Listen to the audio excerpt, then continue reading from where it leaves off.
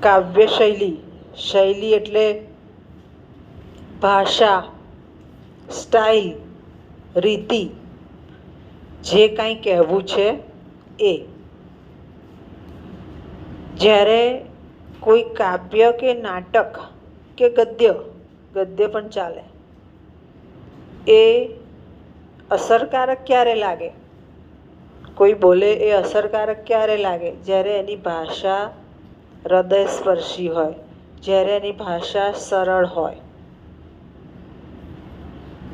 રામાયણની શૈલી વૈદર્ભી છે. 3 પ્રકારની શૈલી: વૈદર્ભી, પાંચાલી, ગૌડી. વૈદર્ભી શૈલી એ સંસ્કૃત ના જાણતો હોય તો પણ સરળતાથી સમજી શકાય એવી શૈલી છે. અને એ શૈલીમાં મોટે ભાગે ઐતિહાસિક બાબતો આવે, પારંપરિક બાબત આવે અને છંદ અને અલંકારનું માધ્યમ આવે. ત્યાર પછી તમે ગુજરાતી સાહિત્યના છો તો રામાયણ અને મહાભારતમાંથી કેટલીક મુખ પરંપરાઓ પણ ઊભી થઈ છે. મુખ પરંપરા એટલે શું? તો કેટલાક આખ્યાન કાવ્ય બન્યા છે. આખ્યાન સાહિત્ય આવે જ ભણવામાં? તમારે ભણવામાં આવે છે આખ્યાન સાહિત્ય? આખ્યાન કાવ્ય આવે છે? નથી આવતું. તો એ આખ્યાન કાવ્યો છે એ મુખ પરંપરામાંથી ઉદ્ભવેલા છે. બોલાતું જાય અને આખ્યાન સુધી પહોંચતું જાય.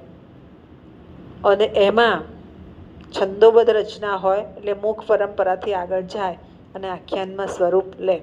આખ્યાનનું સ્વરૂપ પાછું કેવું હોય? તો જેમાં શબ્દ અને લય માધુર્ય જળવાવા જોઈએ.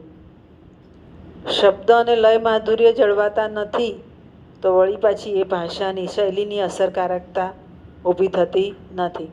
અને વાલ્મીકી એ આદિકવિ છે. આદિકાવ્યના કવિ આદિકવિ એટલે એમણે જે વર્ણનો આપ્યા છે, ખાસ કરીને ઋતુના વર્ણનો, એ વર્ણનોમાં આ જ્ઞેયનીયતા જોઈ શકાય છે. સાથે સાથે પ્રકૃતિ નિરૂપણ પણ જોઈ શકાય છે. જેમ કે હનુમાનજી લંકામાં પ્રવેશે છે તો એ જે પ્રવેશનું વર્ણન છે સુંદરકાંડમાં, એ વર્ણન આખી આપણને એ વસ્તુની ચિત્રાત્મકતા, એ વર્ણનની અસરકારકતા ઊભી કરે છે કે હનુમાનજી ગયા ને એમણે શું કર્યું. તો આપણે પણ એ સામાન્ય ભાષામાં આપણે જાણીએ છીએ કે એ અશોક વાટીમાં ગયા અને સીતાને મળ્યા, વૃક્ષો પરથી ફૂલો ખાધા.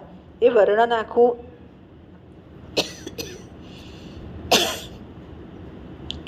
આખું જે વાલ્મીકી આપે છે એમાં પ્રકૃતિનું નિરૂપણ જોઈ શકાય છે.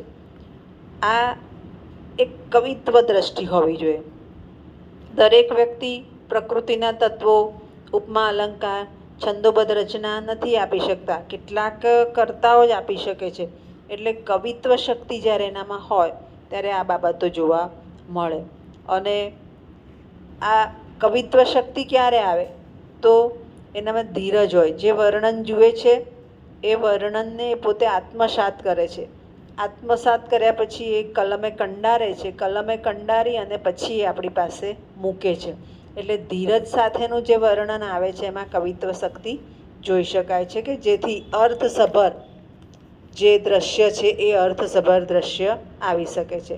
અર્થસભર દ્રશ્ય આવે એટલે એની અંદર પ્રવાહિતા જળવાઈ રહે છે. પ્રવાહિતા એટલે ક્યાંય તૂટતું નથી. ઘણીવાર આપણે પિક્ચર જોતા હોય કે સિરિયલ જોતા હોય તો બ્રેક આવે છે. આમ બ્રેકમાં આપણે કહીએ ચાલો આપણે કિચનનું કામ પતાવી આવીએ, ચલો આપણે આ કામ પતાવી આવીએ. તો એ પ્રવાહિતા નથી જળવાતી. પ્રવાહિતા એટલે સળંગ રહેવું.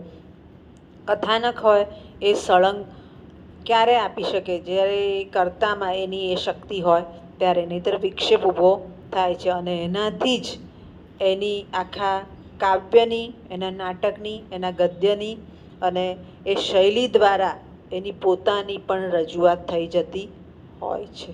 ખ્યાલ આવી ગયો? સમજ પડી ગઈ? ટૂંક નોંધ તરીકે પૂછાય.